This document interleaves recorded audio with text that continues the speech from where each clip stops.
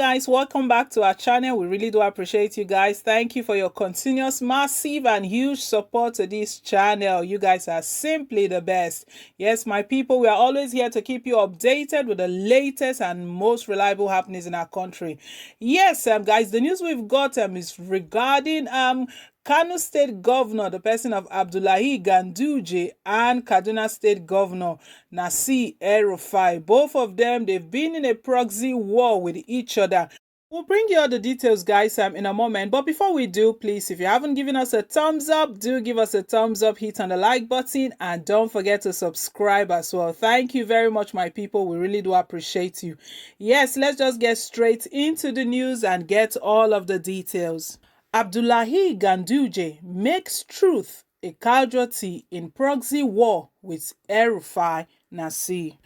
There is absolutely no doubt that the Kano State government has for quite some time been spoiling for a fight with Nasir El-Rufai, the governor of Kaduna State, over his unalloyed loyalty to Sanusi Lamido, his long-standing friend. The last emir was a thorn in the flesh of Abdullahi Ganduje, the governor of Kano State. Despite strident efforts by well-meaning Nigerians, Ganduje not only disposed Sanusi, but balkanized the once powerful Kano Emirate into 5 unrecognizable emirates, all in the bid to get even with Sanusi. The Kano State government's lackadaisical handling of the coronavirus was to bring both men on another head-on confrontation, while the Kaduna State government was extremely fantastic in its management of the rampaging pandemic. The same can be said of the Ganduje-led Kano State that was in denial until the federal government was forced to step in the way many considered a slap in the face of Ganduje. Unfortunately for Ganduje, every attempt to ridicule El-Rufai, like the laughable and utterly false press statement by Abba Anwar, his chief press secretary, that El-Rufai is copying Ganduje in fight against drug abuse, always fantastically falls flat on its face. The press statement by Abba Anwar, which is laughable and unfortunately not true, but thankfully self-debunking, because it contains the ammunition to refute the big fat lie by the Kano State government. Here, Abba Anwar, because we are determined in this fight, that is why we said we must institutionalize the effort. A bill is before the State Assembly on Drug Administration Agency. On assumption of office in 2015, El-Rufai inaugurated the Bala Bantex Committee on Substance Abuse, which strongly recommended the setting up of the Kaduna State Bureau of Substance Abuse Prevention and Treatment. So how can El-Rufai, who by 2015 had already set up the agency to combat the menace of drug abuse, be copying from a man who is just about sending a law to that effect to the House of Assembly? In August 2016, after the Kabasa law was enacted, Malam Nasir El-Rufai appointed Dr. Issa Baka as the pioneer DG of the Kabasa. Dr. Bubka was replaced in 2019 by Dr. Joseph Mangari, a consultant psychiatrist. Commandment of the National Drug Law Enforcement Agency, NDLE, Kano office, Dr. Ibrahim Abdul. The source of the glaring misinformation can be pardoned for peddling in falsehood. But for his education, Kaduna State does not have a special advisor on substance abuse, but a director general in charge of the agency. The unwavering commitment of El-Rufai to combating the drug menace has seen him go beyond setting up Kadbusa to active engagement. The benefit from his days as a minister of the Federal Capital Territory. His wife, Aisha Mohammed El-Rufai, chairs a state standing committee on drug abuse that organizes the popular Arewa drug-free movement walk, which aims to draw attention to the scourge of drug abuse and the need to eradicate it from the north, and not just Kaduna State. The Kaduna State strategy is clearly more encompassing as it raises awareness, addresses demand and supply, and treatment. The facts clearly shows that Ganduje is playing catch-up in the matter of tackling the drug abuse scourge. He's in the process of implementing in 2020 what El-Rufai started implementing in 2015. and unfortunately allowing his misguided media aides to associate him with patently false claims.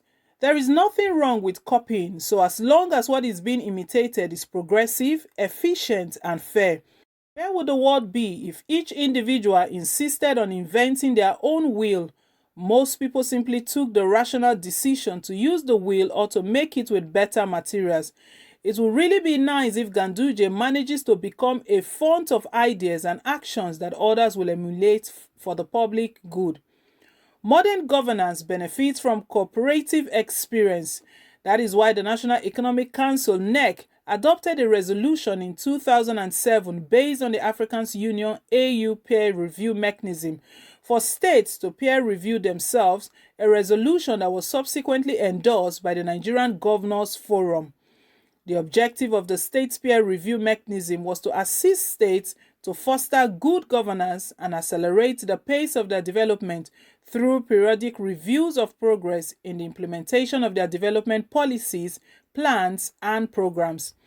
The expectation is that through participation in the peer review process, state governors will adapt and adopt innovative and good practices in their respective states because it's precious waste of time trying to reinvent the wheel. So assuming that without conceding that El-Rufai shamelessly copied from Ganduje's award-winning drug-fighting strategy, he wouldn't have broken any law. Rather, he has lent credence to the SPRM.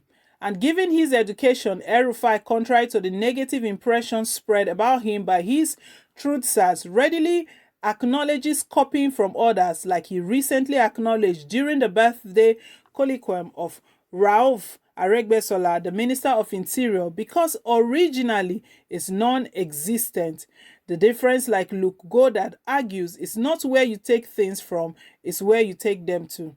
Here, El-Rufai, I had to send officials from Kaduna to understudy his style and system of governance, and I spent some time with him for tutorials. I'm not ashamed to copy when I see something that is good.